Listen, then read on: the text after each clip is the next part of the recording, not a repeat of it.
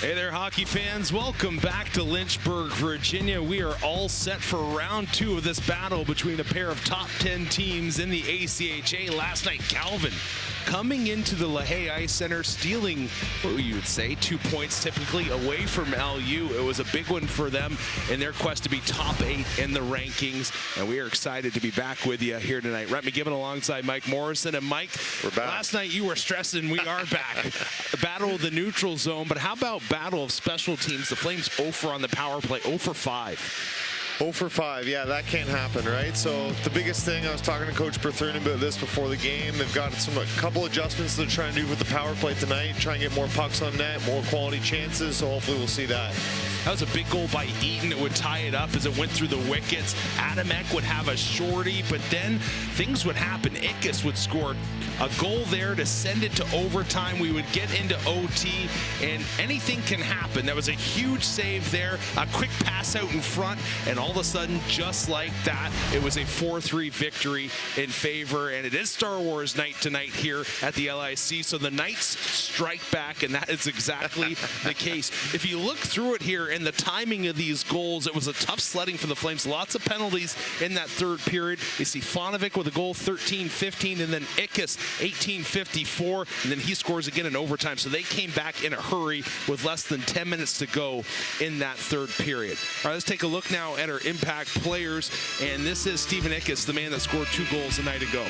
Big players show up at big times, right? He got the last 2 goals, overtime winner, 2 last night, big deal. So I'm looking for more production from him tonight, and I think he's going to show up. Still scoring top 20 in points in the ACHA. On the other side, Mac Ratzlaff. When you look at a player like him, I know he was suspended last night, but he's kind of Brad Marchand-esque. Yeah, I love it, right? I think he's going to be a big impact tonight. He's one of those guys that plays on the edge, and you kind of need that for games like this. So we're looking for him to produce some offense, but also looking for him to produce some energy, right? Let's get the boys going.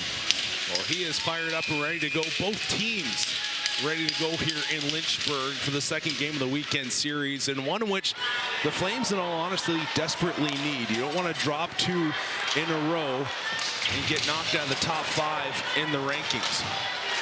Versalono and Olsen had it for a moment out in the neutral zone. Here's Zimmerman. He spent a fair amount of time in the penalty box as well yesterday. It felt like the refs maybe had their favorites. DeMars for LU, at least 6 minutes in penalties, and I would say the same for Zimmerman.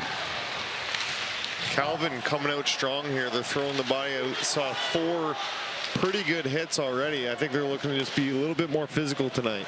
Olsen takes a little bump there just in front of the Calvin bench as the puck goes back into their zone. Justice just gets his head up in time as he's met by Shields. Fired right back in by Bite. Stopped behind the net by Adam Yost. It's fired around far side. Quick shot towards the goal. Yost makes the save, and he will hold on. That gives us an opportunity to look at our starters on the night. Nothing has changed. Yost back in between the pipes. He was solid. Bernstein facing 40 shots last night, stopping 36, and kind of surprised. Only 24 shots directed toward Yost in that game.